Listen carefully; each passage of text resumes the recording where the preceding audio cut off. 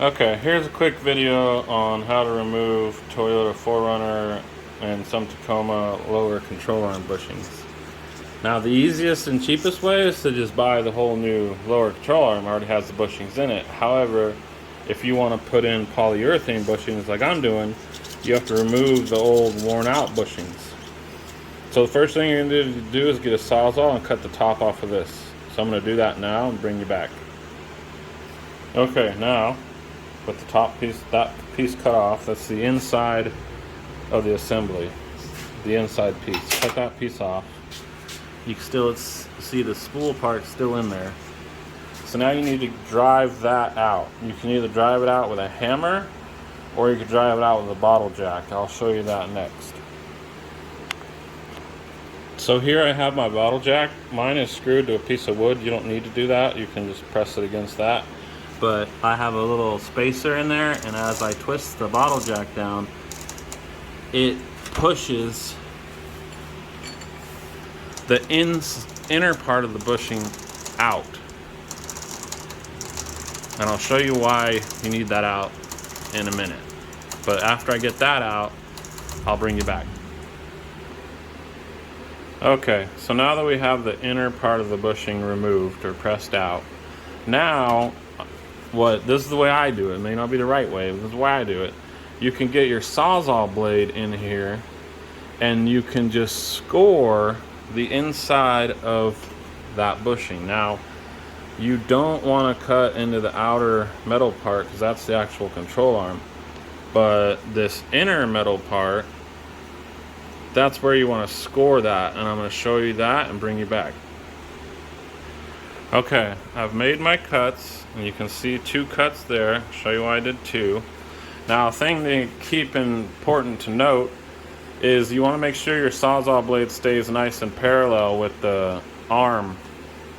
You don't want to be cutting, like this, because you're going to cut this side down more than, and this side won't get cut. So you might want to keep your sawzall blade nice and parallel with the arm.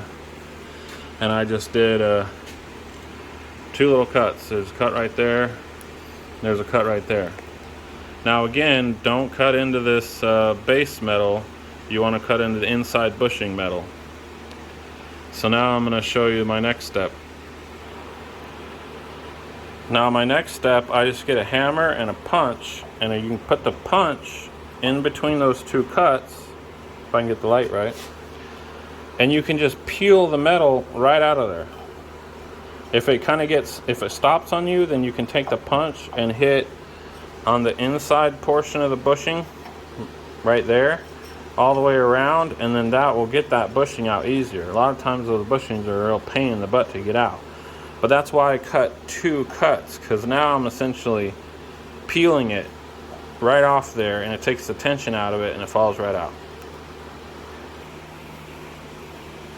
And success. There we have it. About 5 minutes off camera hammering.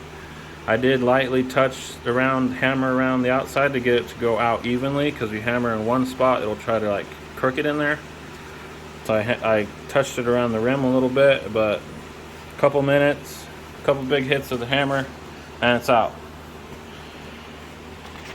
The key is, the cut. You don't want to cut too much. I did tight, slightly nick the lower control arm, but no big deal. I mean, the factory has it welded together right there, and it's on the strong part where I always make my little cuts in case I cut too deep. I would never risk a cut out here, because then you weaken this side, but this side has a lot of meat to it, so if you get a slight little nick like that, it's no big deal. So success. Also, your favorite penetrating oil works, WD-40, whatever you want. See how these kind of rust to the inside of that control arm? That's why they're so hard to get out. But yeah, one worn out control arm bushing out.